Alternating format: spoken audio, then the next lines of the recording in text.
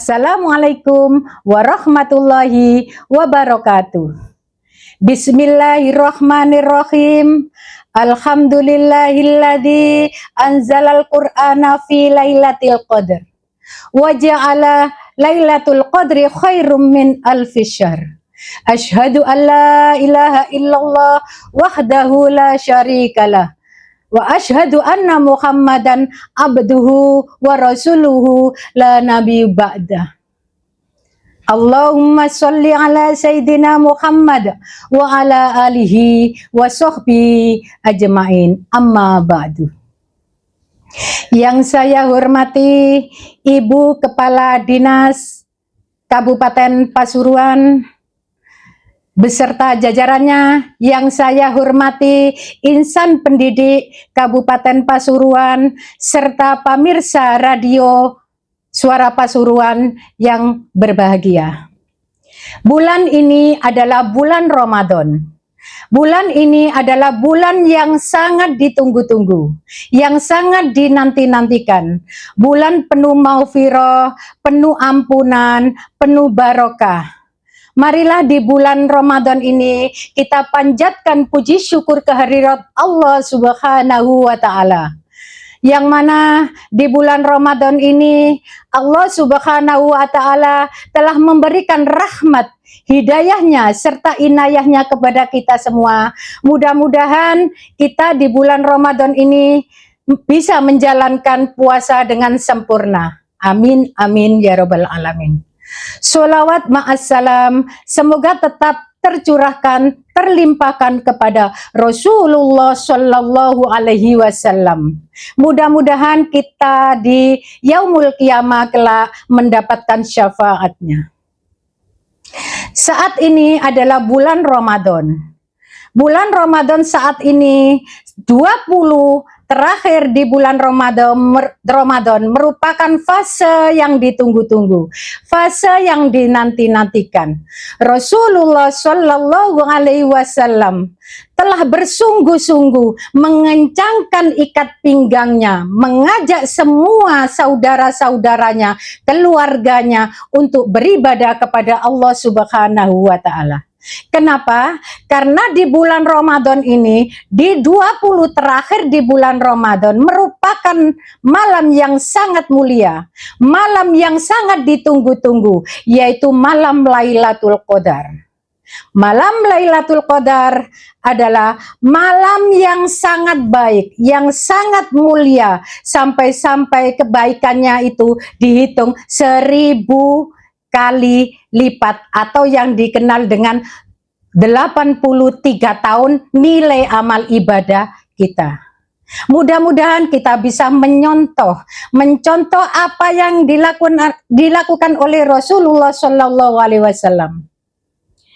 Di malam-malam Lailatul Qadar, di malam-malam puasa 20 terakhir di bulan Ramadan ini, terutama malam-malam ganjil, mari kita tingkatkan amal ibadah kita kepada Allah Subhanahu wa Ta'ala.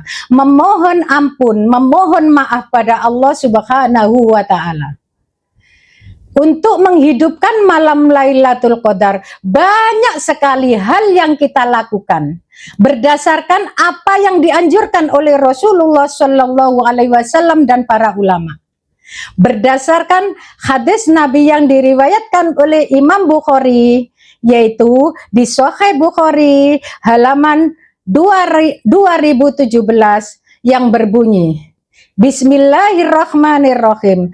Takharrau Lailatul Qadri fil witri minal asril awakhiri min Ramadan, yang artinya carilah malam Lailatul Qadar. Carilah malam Lailatul Qadar di 10 ganjil di bulan Ramadan, di akhir bulan Ramadan. Nah, dari sini kita bisa melihat, bisa membaca bahwasanya 10 akhir di bulan Ramadan malam-malam ganjil bisa kita hitung, yaitu tanggal 21, tanggal 23, 25, 27, 29. Mari kita tingkatkan amal ibadah-ibadah kita di tanggal-tanggal tersebut, terutama malam-malam yang kita anjurkan untuk mendekatkan diri kepada Allah Subhanahu wa Ta'ala. Kita mencontoh perilaku Rasulullah, mensedikitkan tidur kita, memperbanyak amal-amal ibadah yang telah dilakukan oleh Rasulullah. Pemirsa radio Suara Pasuruan yang berbahagia, di antara yang dianjurkan oleh Rasulullah Shallallahu Alaihi Wasallam, yang pertama, qiyamul lail, mendirikan sholat malam. Sholat malam apakah itu? Banyak ibadah-ibadah malam yang kita lakukan. Di antaranya yaitu sholat taraweh berjamaah, sholat witir, sholat tahajud. Di mana malam-malam itu yang tadinya awalnya kerjanya capek sekali di siangnya, tidurnya pulas, monggo mari kita bangun untuk sholat malam.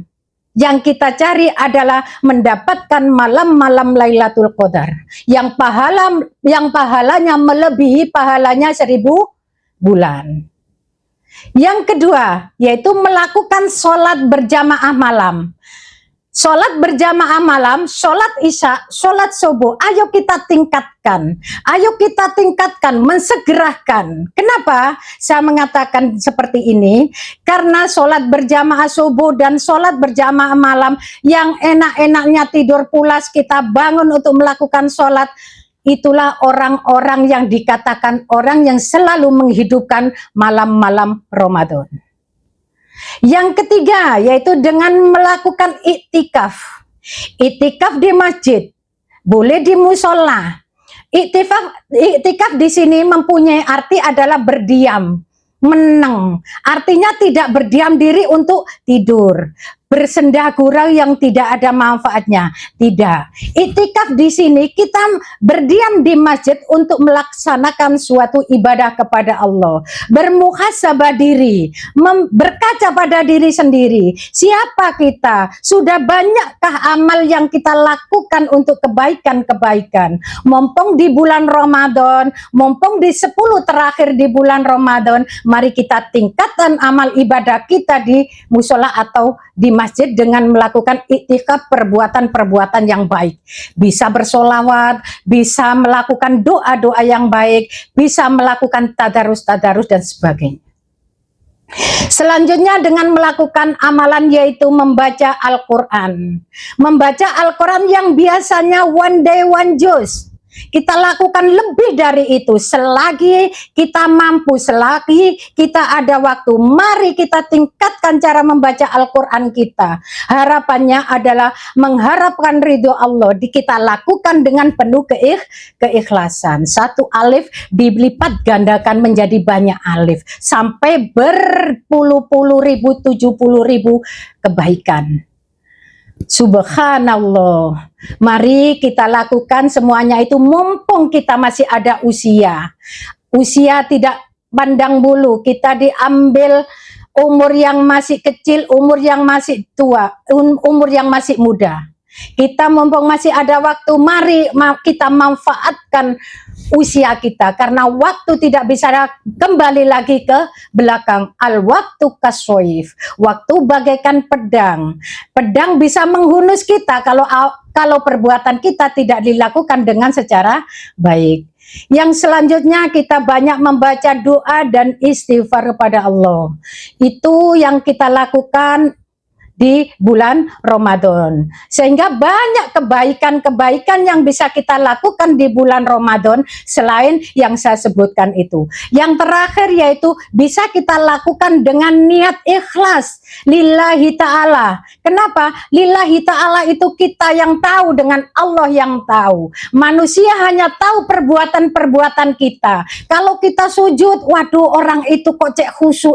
Lah itu lihat dari segi lahir. Dari segi batin, Nggak tahu kalau manusia itu, seseorang itu punya niat ria ataupun sum'ah. Lah kalau sudah mempunyai niat ria ataupun sum'ah, manusia tidak tahu. Yang tahu kita dengan Allah. Faman ya'mal mithqala dzarratin khairan yarah. Sekecil dzarrah pun perbuatan jelek kita tidak diniati dengan ikhlas akan tercatat sebagai kejelekan. Hanya itu yang bisa saya sampaikan. Wa akhiran ihdinas syiratal mustaqim. Bismillahirrahmanirrahim. Tsumma assalamualaikum warahmatullahi wabarakatuh.